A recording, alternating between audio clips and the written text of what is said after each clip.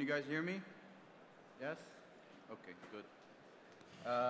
I'm thrilled to be with you today to talk about digital life, to talk about innovation, and maybe dream a bit about how a digital Lebanon could be. My name is Karam. I work for Booz Allen Hamilton, where I focus most of my time on digital life projects, innovation projects, and smart cities. Don't move. I'm going to help you with his, because apparently it's not just as correctly. Here you go. That's going to be much better. Sorry for that. Is this monitor working? It's not working. Okay. So, did you know that throughout the lifespan of Hollywood, 120 years, they produced the same amount of content that is produced by YouTube in just one day. Just one day. 88% of the online population use social networking daily. This is equivalent to 40% of the world's population.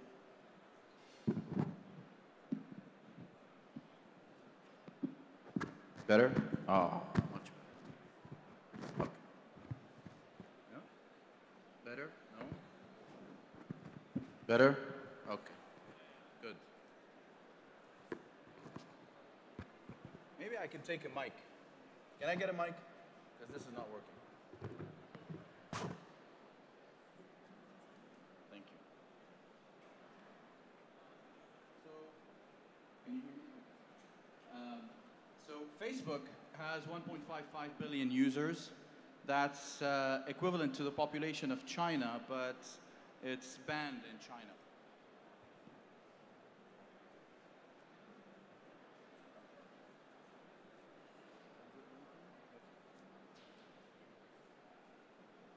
So there should be 90% of users keep their device within arm's reach.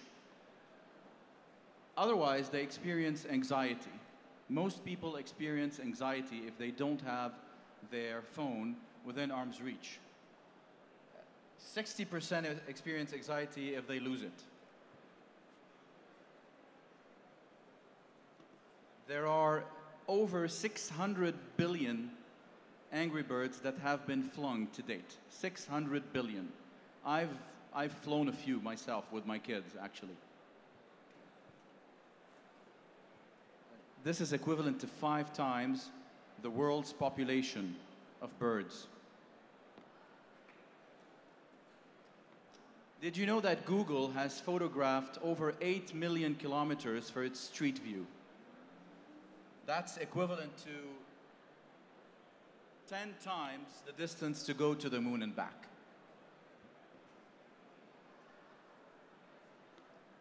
We live in a digital world. We live in a digital world. Digital is all around us, and this is how we live, this is how we work, it's in how we play.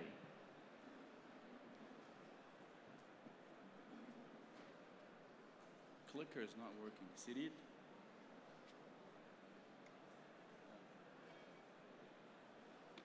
So we live a digital life. And digital is all around us. Take, for example, healthcare. Electronic health records within healthcare are changing and disrupting the whole healthcare ecosystem. We can carry our digital healthcare history around us from one doctor to the other. This is reducing the need to have multiple tests and multiple drug prescriptions. Take education. E-education is also disrupting the education all around us. This is helping educators transform the way they educate. Educators are no longer teachers. It's no longer unidirectional.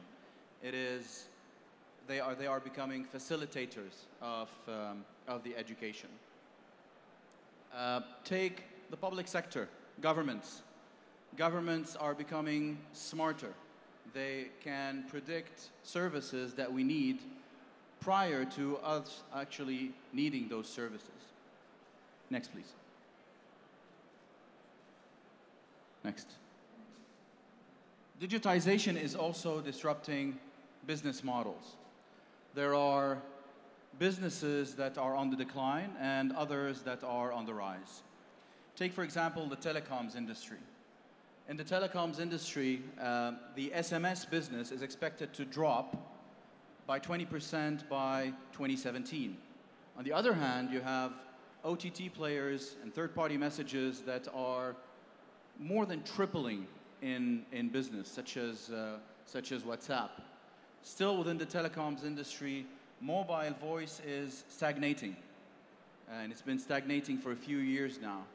On the other hand, you have players, OTT players again, such as Skype and Viber, who are more than doubling their business, right about the same period.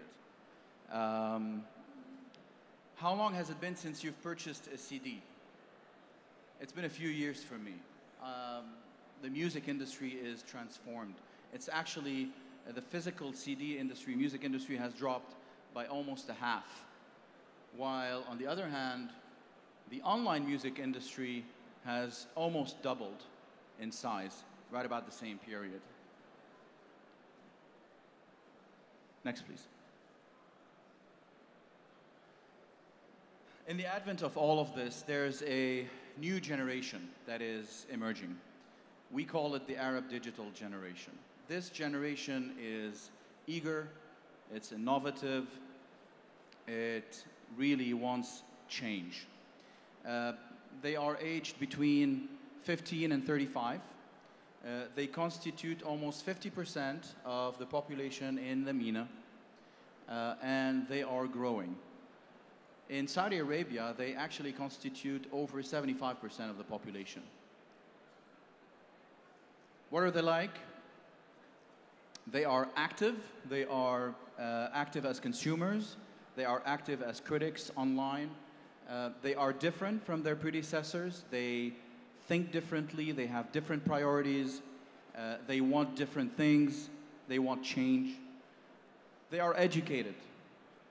They know what they want. They know what they want. What do? They research. They rarely buy a product without researching all its characteristics. They are avid internet users. They spend 2 hours a day, at least, on the internet every day. They are innovative. We've seen a lot of them outside. They are outside. They innovate. They like to create things. So the Arab digital generation is a promise for us as people who live here. They are the agents of change. They are the future. And this is something that nations and governments should definitely take into account and push to promote. Similar to what actually Banque du Liban is doing today to promote innovation for startups and young people in Lebanon. They have to be commended for that. We're going to dream a bit about digital Lebanon.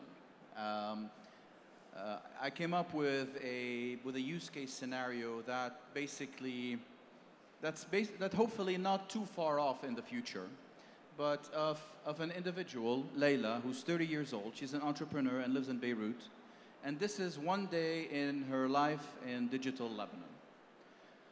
So at 7 a.m. she wakes up in the morning and checks her sleeping pattern on her fitness watch.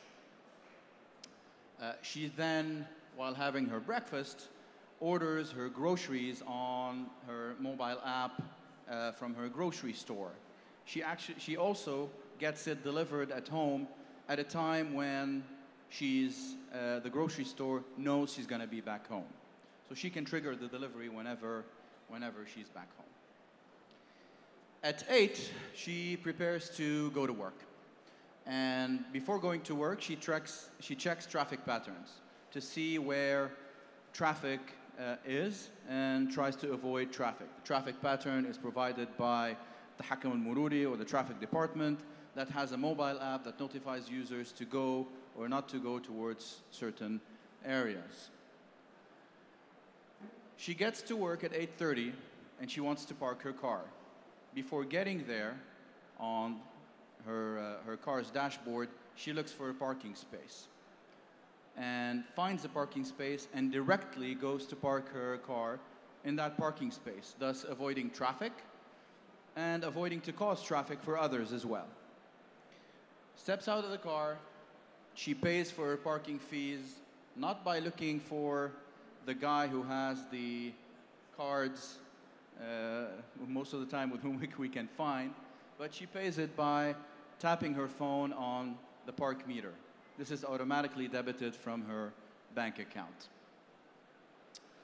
At 9 a.m., she receives a notification from the General Security saying that her passport's about to expire. She applies for a new one on the spot using the General Security's mobile app, and she pays for it on the spot. She also requests an express delivery to be delivered to her home the next day. Next, please. At noon, she conducts some research. Layla owns a real estate startup that basically needs a lot of information. So she accesses the government's open data platform that collects information and data from all government ministries and from all participating private sector companies, telecom companies, etc. She gets that data, integrates that data into her app, and creates a new service. At 4 p.m., she pays her utility bill.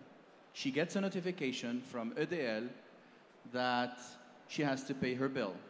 She goes online, checks her consumption, checks that the amount is correct, and pays her bill online using the BDL app, mobile app.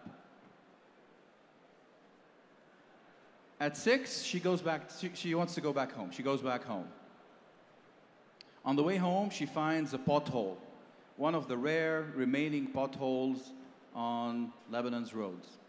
She takes a picture is geotagged, it goes directly to the Ministry of Public Works.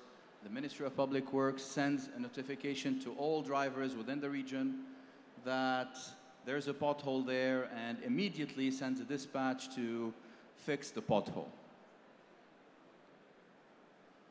At 10 p.m., she prepares for the next day, checks how many calories she burned during the day, prepares her calendar, and goes to sleep. So that was Layla's digital day in digital Lebanon. I hope we can do something like this. This is Layla's day. There are hundreds of use cases like this that we can do. And this is not far off. By the way, Layla's day is a reality in some countries. This is not advanced technology. This is existing technology today. We can do it. We have the innovators that are out there that can create these companies that can do it. Next, please. Layla's day would have not been possible without having the proper infrastructure, the proper security ecosystem, the proper analytics, the proper services and integration between the private and public sector, and the proper ecosystem of apps and user devices that are up there. There's a tremendous effort that needs to happen between the private sector and the public sector to make this happen. Government cannot do it alone.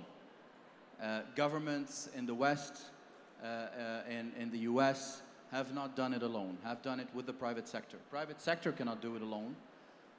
They have to work together to make this a reality. This is what we aspire for, by the way, in Lebanon. We want to live like this. We want to live in a modern, in an ideal Lebanon. This is our dream. Next, please. There are certain key trends that are shaping the digital world today. Cloud computing is removing barriers for startups to access technologies. It's changing business models from a CapEx model, having to invest a lot upfront, to an OpEx model, whereby you get the technology that you need to start your service as a service. This is very important for cash-constrained startups. Cloud computing, although the term is slightly outdated, this is a trend that startups have to ride on. Next, please. This is the biggest trend that will drive and change businesses for the next 5 to 10 years. Big data and data analytics is the commerce of the future. Data analytics is the ammunition that allows a service to become a smart service, because with data analytics, not only do you get to know who your customer is and how to target and profile your customer, but you get to know what their patterns are and what they like and what they don't like, and you're able to predict what they're going to need before they actually need it. And that takes me to my next trend. Big data analytics will not be possible without open data. Open data simply is governments and private sector companies publishing their data for all of us to use and to innovate on. This is the fuel for these startups that are out there to innovate. Next, please. Mobility and wearables are gaining a lot of momentum. You've seen the Apple Watch, you've seen Fitbits, you've seen the Google Glass. These are devices that are being currently used for the consumers, but will soon have commercial applications as well. Next, please. Digital currencies. I'm sure you guys have heard of Bitcoin. Digital currencies are also here to stay, and they're here to fundamentally change the payment ecosystem for businesses. Smart cities and the Internet of Things. This is the encapsulation of all the technologies that we see around us. This is the encapsulation of technologies on the roads we drive on, in the public spaces we go to, in our buildings, in our offices, in our homes. Smart cities are an agent of change. Did you know that in today's world, there are 50% of the world's population, so 3.5 billion people who live in cities. 3.5 billion. The rest live in rural areas. In the next 30 years, there's going to be 70% of people who are going to be living in cities. This is going to put tremendous strain on governments to maintain the same level of service for a larger or higher number of people. That's why digitizing and making your city smart will help governments and the private sector optimize the existing resources. Smart cities are an agent of social, economical, political, and environmental change, and they are the future. I'm going to draw a parallel between incumbents, so existing large companies, and startups. So incumbents, large companies, want to strategize. They need to strategize. They set one clear target. They define a clear roadmap and a trajectory on how to get there. They are obviously rigid within their structures. They are risk-averse. And they focus on policies and processes and procedures and do this and don't do that and what have you. Startups innovate. They set revolving targets. They are agile. They move with the market. They define a clear roadmap. They take risks. They fail, they take risks again. They fail, they take risks again. And they focus on people, not processes, but on people. About 6 years ago, a computer scientist and a computer engineer launched an app. So in 2009, they launched an app. A couple of years later, it ranked in the top 20 on the US App Store. But they got noticed by a large tech company.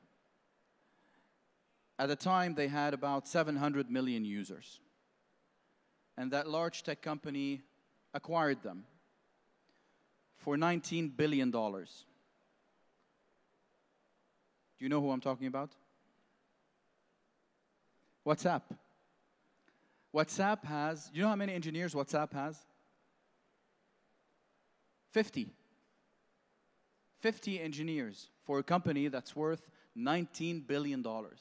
That tells you how a small startup is able to make such a deep and profound effect on society. Who doesn't use WhatsApp?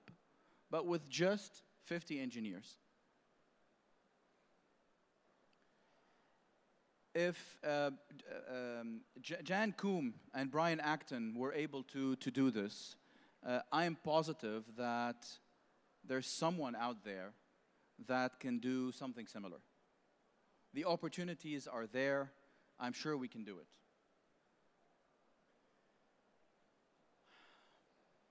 We're going to talk about how to do this for a second.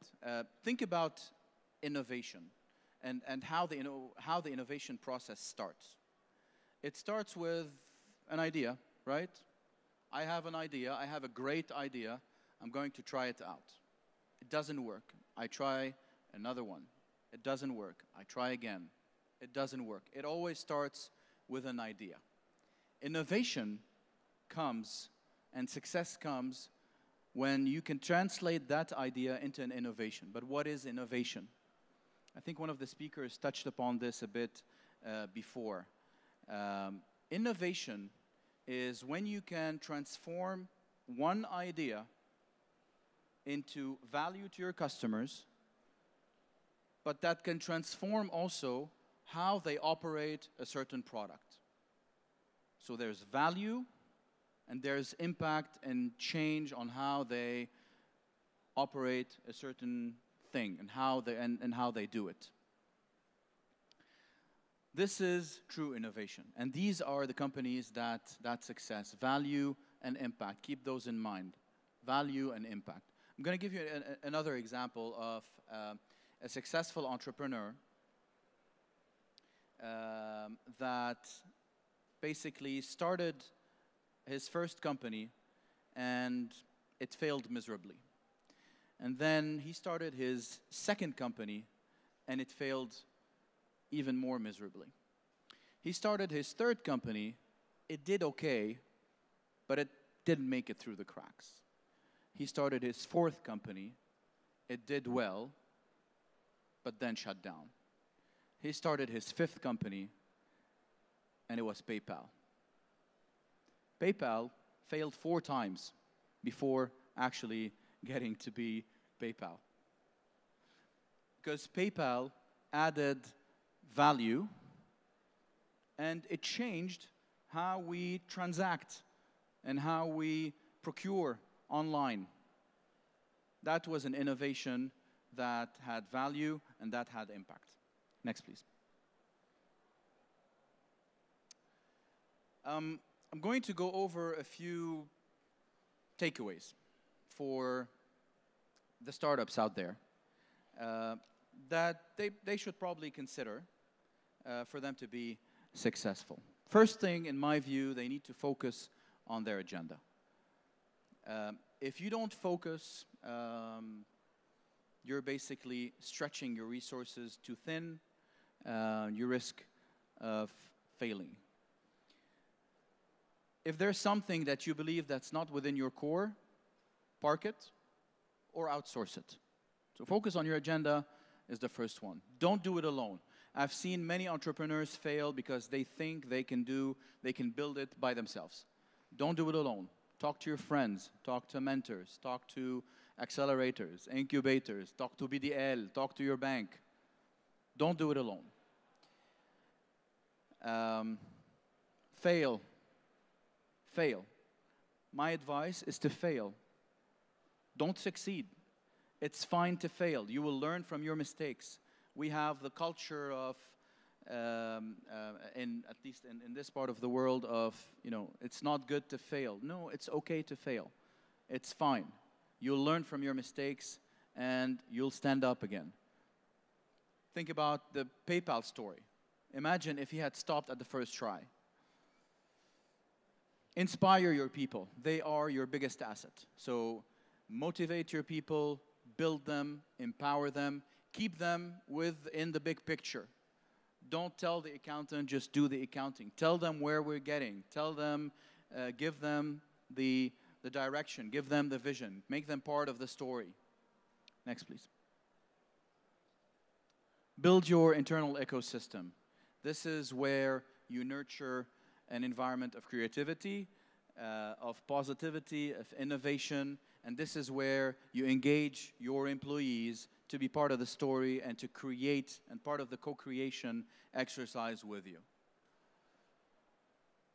And finally, build your brand value. Be known for something. Be known for something that fundamentally changes how things are done. This is how you'll get to create a niche.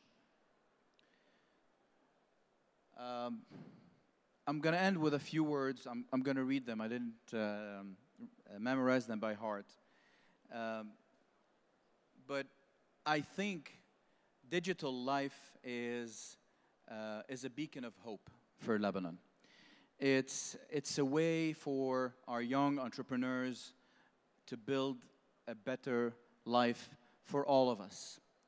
And the reason why I call it digital life is because we are the users of this technology. This is our life. And given its size and all the constraints and all the burdens that are put on Lebanon, and when I walk down these aisles outside and I see those entrepreneurs, I am amazed. I'm proud to see all of them out there, and they keep on pushing and they keep on creating new solutions and new stuff. So my advice is to finally go out, take risks, fail, go out again, fail, go out again, but please keep on innovating. Thank you.